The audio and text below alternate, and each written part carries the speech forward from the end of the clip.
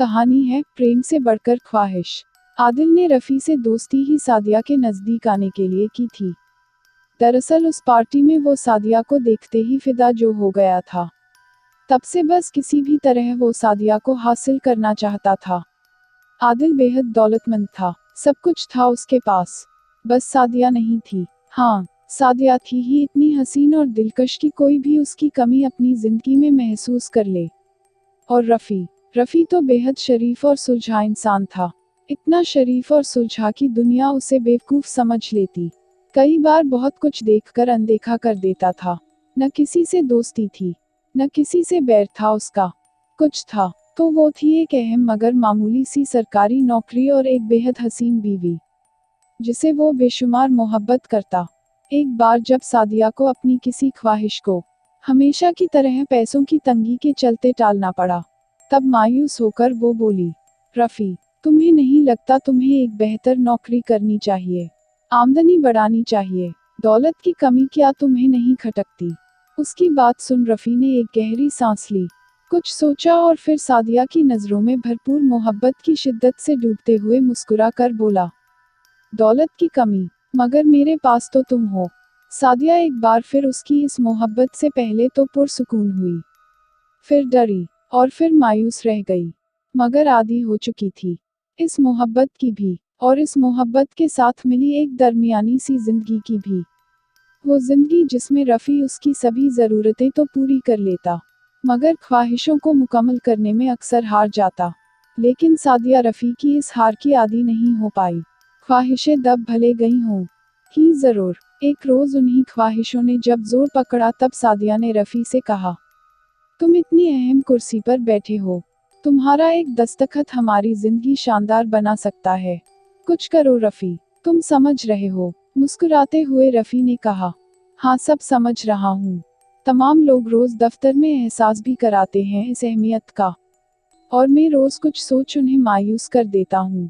ये सुन सादिया ने पूछा, अरे क्यों भला, क्या सोच कर मायूस कर देते हो? रफ़ी ने अब छत ताकते हुए कहा, अब्बा माजिद की सूरत याद आ जाती है। उनकी कब्र से उनकी दी हुई तरबियत और नसीहतों की आवाज़ मेरे कानों में गूंजती है, और उस गूंज में तुम्हारी ख्वाहिशों की मखमली खनक और नोटों की उन गड्डियों का शोर, सब कहीं दब जाता है। ये सुन सादिया अपने हालातों की इस लाचारी के चलते एक बार फिर कुछ कह नहीं पाई। रफ़ी की भी ख्वाहिशें थीं, मगर उसकी ख्वाहिशें सादिया से शुरू होकर उसी पर आकर रुक जाती। उसका तो कोई दोस्त भी नहीं था सादिया के सिवा, दुनियादारी का भी खास पता नहीं था उसे। इसीलिए जब रफ़ीकी और आदिल ने दोस्ती का हाथ बढ़ाया, तब वो समझ ही न पाया कि उस दोस्ती की बुनियाद सादिया है, जिसके हुस्न पर आदिल आशिक हो चुका था। लेकिन रफ़ी इतना भी मासूम नहीं था कि आंखों देखी मक्कारी न समझ पाए। बस आदतन अपनी शराफत के चलते कुछ बोलता नहीं, उम्मीदों में जीता था कि शायद दुनिया कभी सुधर जाए, मगर दुनिया उसकी शराफत की आदत को उसकी कमजोरी मान लेती। आदिल के लिए भी वैसी ही कुछ उम्मीदों वाली तस्वीर बना ली रफ़ी ने अपने जहन में। बहरहाल सादिया को जब आदिल नज़रें भर कर देखता, तब रफ़ी बहुत कुछ देखकर अनदेखा कर देता। शायद उसके लिए सादिया से अपनी मोहब्बत एक बेहतर एहसास था देखने के लिए, इसलिए वो आदिल को अनदेखा कर अपनी मोहब्बत में उम्मीदें तलाशता। खैर, रफ़ी और आदिल की दोस्ती का दौर कुछ ऐसा चला कि दोनों का अब घर आना जाना शुरू हो गया। एक ऐसी ही मुलाकात के दौरान एक रोज़ उसने सादिया और रफ़ी के आगे एक पेशकश की। आदिल ने खाने की टेबल पर निवाला मुंह में रखते हुए, हमेशा की तरह सादिया के हुस्न को अपनी नज़रों में समेटते हुए कहा, आप मेरे दफ्तर में मेरे साथ काम करिए, आपकी सलाहियतों का अंदाज़ा है मुझे। रफ़ी के दफ्तर जाने के बाद फारिग ही रहती होंगी, अपनी फुर्सत में घर की आमदनी बढ़ाने में रफ़ी का हाथ ही बटा लीजिए इसी बहाने। फिर वो रफ़ी की ओर देखकर बोला, क्या कहते हो रफ़ी भाई? रफ़ी ने मुस्कुराते हुए कहा, फिलहाल आमदनी में हाथ बटाने के इरादे से काम करने की ज़रूरत नहीं है इन्हें। हाँ, दिल करे तो बिल्कुल करें आपकी नौकरी। ये सुन सादिया चहकते हुए बोली, फिर तो मुझे मंजूर है ये पेशकश। उसकी चहक सुन रफ़ी बस मुस्कुरा कर रह गया। जल्द ही सादिया की नौकरी शुरू हो गई, और उससे भी तेज़ी से शुरू हुई उसकी तरक्की। किसी बात में कमी आई तो वो थी रफ़ी और सादिया के घर आदिल की आवाजाही। अब आखिर उसे जो चाहिए था, उसने उसका काफ़ी हद तक इंतज़ाम कर लिया था। और इधर सादिया को भी जो कुछ रफ़ी से नहीं मिल पा रहा था, वो आदिल से मिलने लगा। वो खुश रहने लगी, और उसे पता भी नहीं चला और वो अपनी खुशी की आदी हो गई।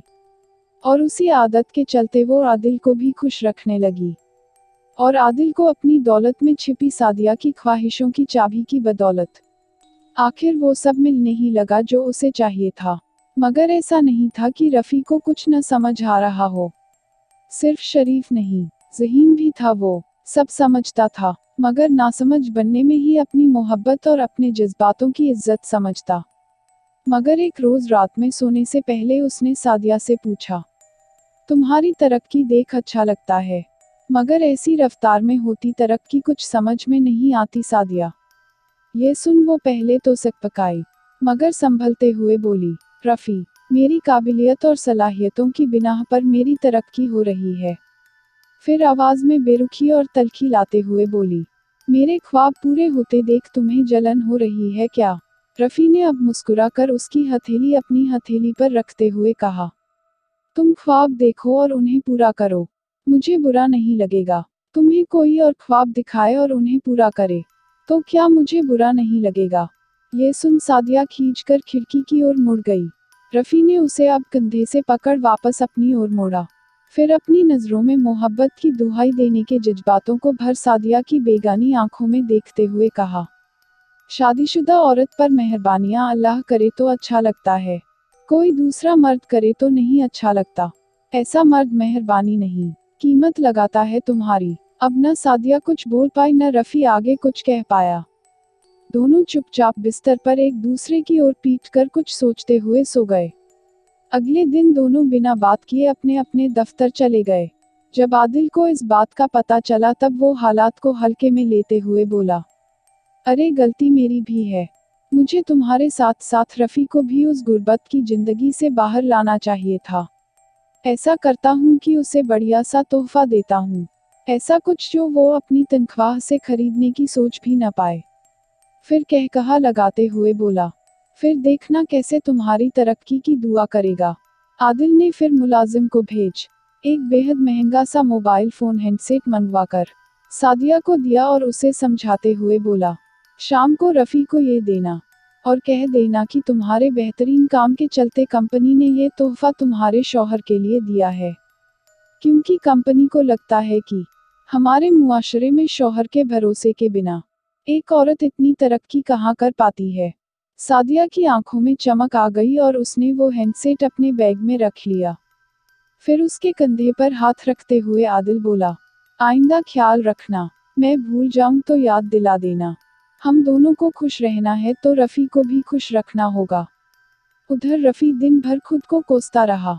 उसने कभी सादिया को वैसा कुछ नहीं कहा था। सादिया के लिए मोहब्बत के सिवा उसके दिल में कभी कुछ नहीं रहा। मगर उसे उस रोज़ एहसास हुआ कि उसके दिल में तो मोहब्बत के साथ शक भी घर कर गया है। और इस सब के साथ उसे इस बात का भी एहसास हुआ कि एक शौहर के तौर पर यह उसकी जिम्मेदारी है कि वो अपनी बीवी की ख्वाहिशों और चाहतों को पूरा करे। मगर इस फर्ज में अपनी नाकामी ने उसे शर्मिंदा कर दिया। वो फिर कुछ सोचने लगा और फिर दफ्तर के कामों में मशगूल हो गया। शाम को कुछ देर से घर पहुंचा। दरवाज़ा खुला तो सादिया का मुस्कुराता हुआ चेहरा दिखा।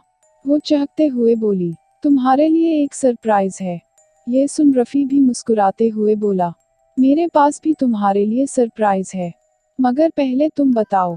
सादिया ने फौरन पास रखे अपने बैग से उस महंगे हैंडसेट का बॉक्स निकाला और टेबल पर रफ़ी के सामने रखा और फिर आदिल की पढ़ाई कहानी सुना दी। रफ़ी सिर्फ मुस्कुरा कर रह गया। सब समझ चुका था वो, ज़हीन था न, मगर सादिया से मोहब्बत करता था, इसलिए कुछ बोल नहीं पाया। उधर सादिया को उम्मीद थी इतना महंगा तोहफा पाकर वो खुशी से उछल पड़ेगा। मगर जब वैसा कुछ नहीं हुआ तो उसने रफ़ी से उसके सरप्राइज के बारे में पूछा। अब रफ़ी ने सादिया को प्यार भरी नज़रों से देखा और अपने बैग से बिल्कुल वैसा ही फ़ोन हैंडसेट निकाल कर उसकी ओर बढ़ा दिया। सादिया के होश उड़ गए उस इत्तेफाक और तोहफे को देखकर। चौंकते हुए उसने रफ़ी से पूछा, ये कैसे खरीद लिया तुमने? इसकी कीमत तो तुम्हारी 2 महीने की तनख्वाह के बराबर है। ये सुन रफ़ी को अचानक सादिया अपने से बड़ी दूर खड़ी लगी। फिर दूर खड़ी उस सादिया में अपनी सादिया को तलाशने की उसने एक नाकाम कोशिश की। नाकामी हाथ लगी तो एक मायूस मुस्कुराहट के साथ सादिया से नजरें फेर खिड़की से बाहर देखते हुए बोला, मुझे भ्रम था तुम्हारे पास मैं हूँ और मेरे पास तुम हो। भ्रम टूट गया। आज अब्बा की कब्र पर लात मार आया और रिश्वत ले ली मैंने। अगर आपको कहानी पसंद आए तो लाइक और शेयर कीजिए और चैनल को सब्सक्राइब करना मत भूलिए।